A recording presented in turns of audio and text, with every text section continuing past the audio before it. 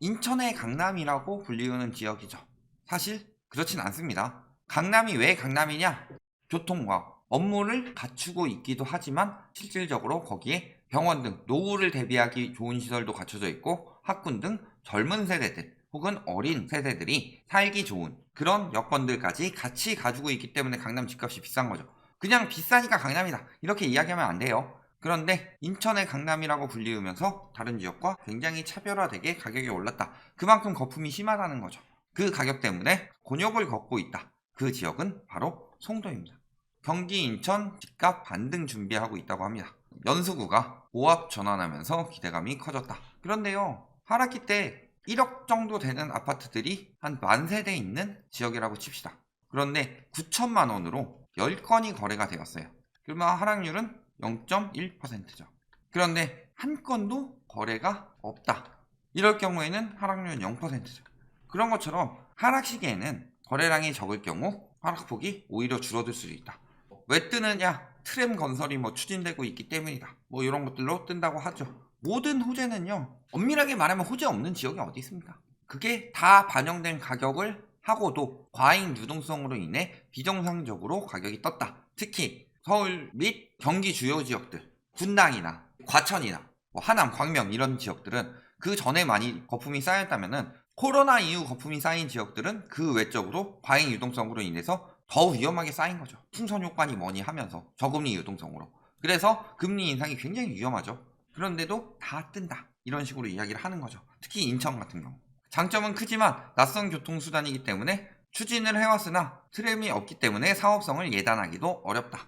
트램이 좋은 교통이고 뜬다라고 하는데 저것도 아직 미지수죠. 예를 들어서 아파트 짓는다고 아파트 가격이 뜬다라는 나라는 우리나라 외에 그렇게 많지는 않죠. 외국 같은 경우는 아파트를 그렇게 선호하지 않으니까.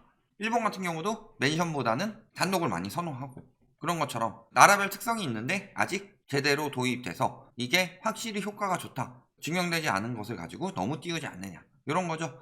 지금도 뭐라 그래요? 줍줍 해볼까. 청약통장 없어도 좋아. 송도 의정부 평택에서 줍줍 해볼까. 좋은 기회다. 100가구 넘는 줍줍 쏟아진다. 좋은 기회다. 줍줍이 표현이 말이 좋아서 이런 거지 미분양이죠. 이미 미분양이 나오고 있는 지역들이기 때문에 사실 줍줍하니까 되게 좋은 지역, 올라가는 지역 그게 아니라 지금 벌써부터 침체되고 있는 지역이다. 이런 것들이 드러나고 있다는 거죠. 줍줍도 주인 못 찾고 있고 미계약군. 자, 미분양이죠. 왜 자꾸 미계약군이라고 그래요? 줍줍 주인 못 찾으면 미분양이에요.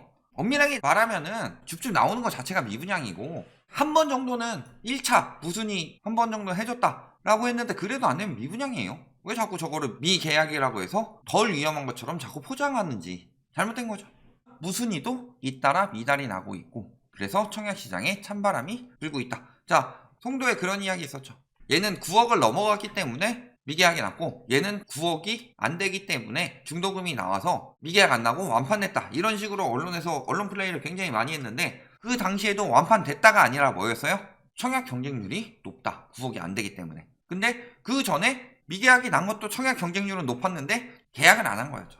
그리고 그 다음에 9억이 안 되는데도 불구하고 개박살이 났었죠. 그것처럼 9억이 중요한 게 아니라 이미 심리가 청약시장에 많이 꺾여 있다. 특히 가격 거품이 많이 끼어 있어서 분양가 거품이 많이 낀 지역들이 그렇게 나타나고 있다. 대표적으로 인천에는 송도가 그렇게 되고 있다라는 거죠. 보면 어때요? 최근 시세가 평당 2,333만 원이래요. 모 배우가 집을 샀는데 엄청 비싸게 주고 샀다라는 거죠.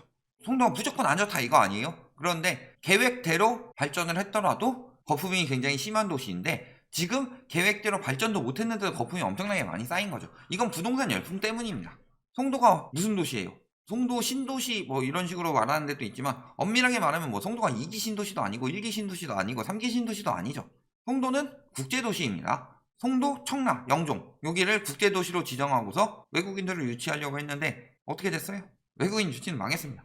그러니까 이제 GTX 연결하고 이런 거 가지고 띄우는 건데 엄밀하게 말하면 국제도시로서의 역할을 제대로 하지 못해요. 국내인하고 외국인하고는 수익을 따로 받으려고 그래서 월세, 전세 이런 거 비싸게 받으려고 하다가 말아먹은 것도 많고 그럼 자체적으로 얼마나 생산성이 있느냐? 자족시설이 아예 없다 이런 건 아니지만 그 가격을 감당할 만큼의 자족시설이 충분히 들어와 있고 교육도 충분히 갖춰져서 학군도 굉장히 좋은 지역이다. 예를 들어서 신도시 중에서도 분당 판교 쪽 같은 경우는 학구열이 좋아서 교육이 굉장히 좋아졌죠. 그런데 그런 만큼의 그런 메리트가 있느냐, 이런 전반적인 부분을 봤을 때 서울과 거리가 멀면서도 가격이 그렇게 나갈 만한 메리트가 얼마나 있느냐, 이런 부분을 보면은 그게 다 거품임을 알 수 있죠. 주간 매매 가격 지수 보면은 보합 됐는데 계속 떨어지다가 보합이죠. 또 하락폭이 뭐 늘었다 줄었다 하고 있죠. 상승세일 때는 거래량이 붙으면서 가격도 올라가죠. 그러니까 가격 상승폭도 올라가고 거래량도 붙으니까 상승폭이 점점 커지면 그게 집값이 올라가는 장세지만, 그게 꺾이면은 침체되고 있다는 신호겠죠. 그리고 하락 같은 경우는 하락폭이 왔다 갔다 합니다. 거래량에 따라서. 그거는 당연히 하락할 때는 거래량이 줄기 때문이죠. 상승률이 0이 이 정도 있다 그러면은 보통 이러다가 뭐 이렇게 됐다가 이런 식으로 되다가 진정한 하락세가 나올 때 이렇게 나온다. 그래서 지금은 아직 약보합이라고 이야기할 수 있는데 벌써 하락세가 끝나고 보합인 것처럼 이야기하면 안 된다. 그리고 전세 가격은 뚝뚝 떨어지고 있죠. 근데 신도시 같은 곳들은 전세 가격이 많이 떨어지게 되면은 다 처음부터 실수요가 들어온 게 아니기 때문에 집을 팔지 못하고 있는 현 상황에서 전세 역전세를 얼마나 감당할 수 있느냐, 이게 위험해지고 있다는 거죠. 전세가율 같은 경우 뭐 여기 7월에 크게 변동 없어도 계속 떨어지고 있는 중이죠. 매매가는 계속 안 팔리고 버티고 있는데 전세가가 떨어져서 전세가율이 점점 더 벌어지고 있어요. 그러면 투기 수요가 들어올 메리트는 떨어지죠. 그 다음에 전세가격 떨어지고 있으니까 집주인들은 역전세를 돌려줘야 되는 상황이다. 지금 그렇게 위험해지고 있는데도 불구하고 집값이 계속 올라간다라고 부추기면 뭐하냐. 거기 있는 사람들이 지금 여력이 없는데. 매매 거래량 엄청나게 떨어졌죠. 3월에 잠깐 반짝하긴 했는데 반짝해봤자 50건도 안 나왔고요. 4월에 이제 15일인데 아직 7건 나왔습니다. 하락 비중은 81%인데도 불구하고 0%다. 3월께 지금 신고가 되고 있죠. 하락 비중이 81%다. 이게 중요한 거죠. 매매 가격 지수는 0%다. 그러니까 보합이니까 짱짱맨 이제 올라갈 거다. 이게 아니고. 자, 8억 4천까지 찍었던 단지가 지금 7억 8천 거래가 되고 있습니다. 그리고 지난 12월에 호가가 8억이었는데 지금 호가가 7억 5천까지 떨어졌다. 그 다음에 가격도 하락세죠? 여기도 보면 어때요? 8억 넘어가는 가격에서 고점을 찍고 지금 쭉 떨어져서 7억 3천에 거래되고 있죠. 그리고 당시에도 7억 7천 정도가 가격이 낮은 매물이었는데 지금 7억 3천까지 떨어졌다. 호가가. 거래가 안 되는데 호가가 지금 더 떨어지고 있다는 건 굉장히 위험하다는 징조예요. 차라리 그 가격에 거래가 된 것보다 더 위험하다는 거죠. 그냥 지수 떨어진다 이걸 볼 때가 아니라 호가도 이렇게 떨어지고 있는데도 뭐 KB 같은 데는 절대 가격 안 떨어진다고 한다. 왜? 중개업자들이 지네 동네 가격 떨어진다고 하겠어요? 그럼 보러 안 오는데. 가뜩이나 지금 중개업자들 죽어가고 있는데. 전세가율도 뭐 잠깐 뛰는 느낌이지만 전반적으로 지금 전세는 하락하고 있는 분위기다. 마찬가지죠. 어때요? 8억에 호가 나오던 게 지금 7억 5천까지 떨어졌고, 여기도 12억에 호가 나오던 게 9억 4천 호가 12억 갑니다. 10억 클럽 막 이런 이야기 하다가 여기도 8억 2천 뭐 이런 거래 나오다가 지금 7억. 실거래가도 호가도 떨어지고 있는 분위기죠. 전세만 지금 최근에 튀는 거래들이 나오고 있는 거고. 매물 보면 어때요? 자, 전반적으로 매물은 전국적으로 다 증가하고 있습니다. 대부분이.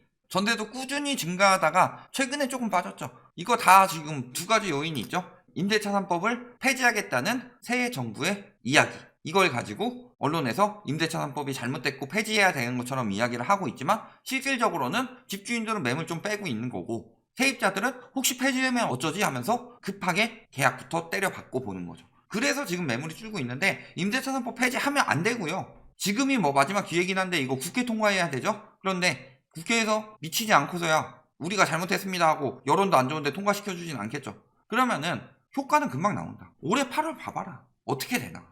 그들 말처럼 전세가가 폭등을 하나. 그리고 입주 분양 계획도 보면은 인천에 뭐 입주 분양 굉장히 많습니다. 올해 연수 후에는 입주 물량 떨어지더라도 그 뒤에 또 계속 꾸준히 많이 나오죠. 인천은 공급이 많은 지역이에요. 공급 부족인 지역은 없습니다. 지금 2022년 기점으로 서울의 공급량이 굉장히 줄어서 공급 부족이다 이렇게 언론 플레이 하는데, 단언컨대 말씀드리지만 공급이 부족한 지역은 없다. 그런데 왜 언론에서 자꾸 공급 부족이라고 이야기를 하느냐. 그렇게 해서 수요를 자꾸 유도를 하죠. 그래서 공급은 충분한데 수요 과잉 시장이 됐던 거예요. 그런데 엄밀하게 말하면은 가구수 2020년부터 엄청나게 늘어났다. 세금 회피하기 위해서 가구 분화한 것밖에 안 되죠.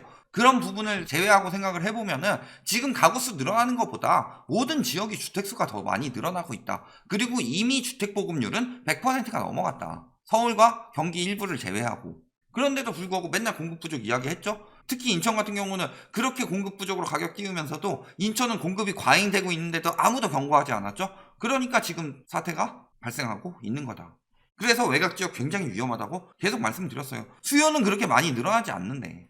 그리고 양극화도 심하죠. 아파트 평균 실거래가 원도심의 5배다.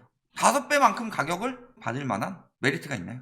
동인천권역은 1억 7천인데 여기 8억 9천 나오는 거 보고서 엄청나게 높다. 물론 이렇게 단순 비교해가지고 이것도 굉장히 쓰레기 같은 기사죠.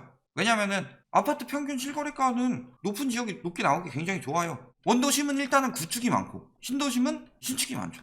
평형대도 대형 평형이 많은 지역이 있고 소형 평형이 많은 지역이 있죠. 이런 부분들 따지면 그냥 가격만 딱 비교해놓고서 평균 여기는 얼마, 평균 여기는 얼마 이렇게 비교하는 것 자체가 말이 안 되는 거고, 뭐 평당으로 비교를 하든가 연식별로 비교를 하든가 이런 거 전혀 없이 양극화가 심하고 송도가 더 비싸져야 한다 이런 심리를 유도하기 위해서 하는 건데 말이 안 되는 거죠. 결론, 송도가 살기 좋다 나쁘다, 거주하기 어떻다 뭐 이런 부분을 이야기하고 싶은 게 아니에요. 물론 살기 좋은 점도 있고 나쁜 점도 있죠. 원도심보다 물가는 비쌀 겁니다. 그리고 여러 가지 휴양 공간 뭐 개발하고 이런 건 있더라도 삭막하죠. 그리고 뭐 완벽하게 국제도시의 면모를 갖추진 못했지만 그래도 오히려 뭐 신축이 많고 그 다음에 뭐 잘 정비되어 있고 뭐 이런 느낌도 있겠죠. 그래서 뭐 어느 쪽을 원하는 건 취향 차이이고, GTX가 들어오니까 교통이 좋아 보이지만 GTX가 들어오지 않으면 교통은 쉐시해요 저기. 이런 부분 다 제외하고 일단은 가격 거품이 너무 심하다. 어디부터 나오는 거예요? 분양은 저렴하게 된다고 하고 있죠. 그래서 과거 참여정부 때랑 비교하면서 미분양이 늘어야 집값이 떨어진다가 아니라 그때는 미분양이 집값 떨어지기 전에 먼저 늘어나는 거였고, 지금은 매매가 더 비싸니까 매매가 침체된 다음에 분양가가 떨어지는 거죠. 그런데 저렴하게 분양하더라도 계속 미달이 나고 있는 거다. 이 추세 오래 갈까요? 입주가 인천 전역으로 굉장히 쏟아지고 있습니다. 두 번째, 금리가 굉장히 빨리 올라가고 있죠. 뭘로 다시 뜰 수 있을까요? 그래서 거품 많이 낀 지역들이 굉장히 위험해지고, 과거 버블7처럼 이번엔 버블7이 아니죠. 왜냐면은 2019년 때 한번 꺾였어야 하는 부동산 심리가 미중 무역 전쟁과 코로나로 인해서 다시 터지면서 부동산 불패 심리가 지금은 그때보다 훨씬 더 만연하다. 그래서 전국적으로 많이 꼈음에도 불구하고 그 중에서 지역별로 특히 버블이 심한 지역들이 있는데 이 지역들이 굉장히 위험하다. 송도가 인천에서는 그 중에 대표적인 곳이다. 여기까지 알아두시면 되겠습니다.